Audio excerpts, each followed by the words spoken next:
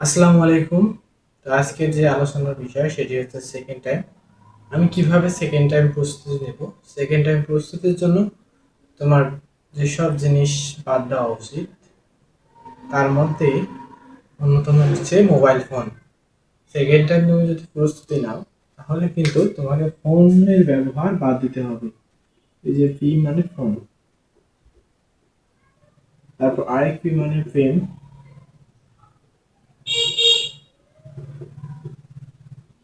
আরেক পি মানে পলিটিক্স।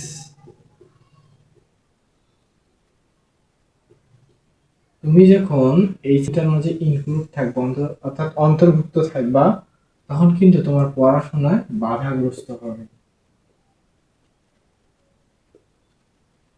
পড়াশোনায় বাধাগ্রস্ত হলে কিন্তু তুমি যে বিশ্ববিদ্যালয়ে পরীক্ষা দিবা সেখানে কিন্তু পড়াশোনা প্লাস সবকিছু স্মরণশক্তি লাগবে, সবকিছু মনে করার জন্য স্মরণশক্তি লাগবে। আর এগুলোর মাঝে যদি তুমি থাকো তাহলে কিন্তু প্যারা নামে একটা জিনিস অনুভব করবে। এই প্যারার কারণে কিন্তু তোমার যে প্রস্তুতি আছে সেটা কিন্তু অগোছালো হবে। তাই মোবাইল ব্যবহার একদম বাদ দেওয়ার চেষ্টা করবা, তাহলে তোমার সেকেন্ড টাইম প্রিপারেশনটা অনেক সুন্দর হবে।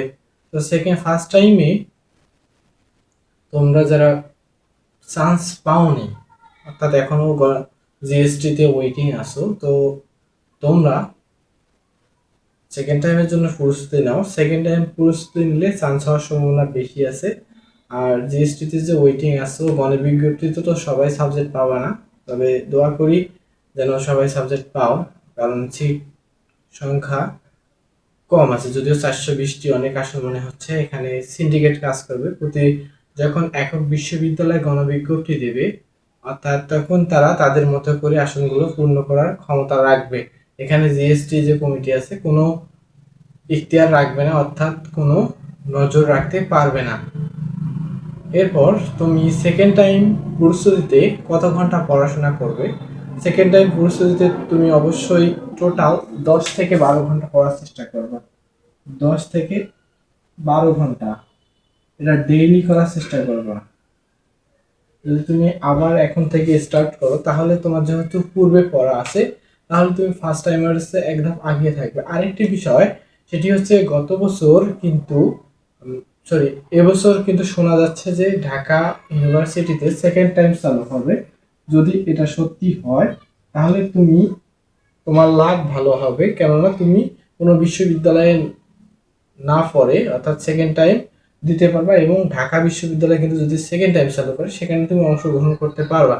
যেটা গুঞ্জন শোনা যাচ্ছে যে সেকেন্ড টাইম যদি ঢাকা বিশ্ববিদ্যালয় চালু হয়, কারা দিতে পারবে? যারা এখন পর্যন্ত কোনো বিশ্ববিদ্যালয়ে ভর্তি হতে পারে নাই তারা শুধু সেকেন্ড টাইম দিতে পারবে। অর্থাৎ ফার্স্ট টাইমে যারা কোনো বিশ্ববিদ্যালয়ে চান্স পায়নি তারা দ্বিতীয়বার ঢাকা বিশ্ববিদ্যালয়ে পরীক্ষা দিতে পারবে।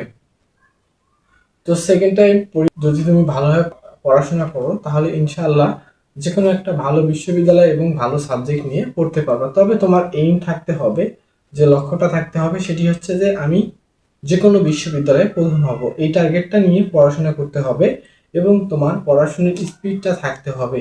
আমি বলতেছি না যে তুমি যদি ফোনটা নাও তাহলে কিন্তু আমার ভিডিও দেখবে, অর্থাৎ এখানে আমার লাভ হবে।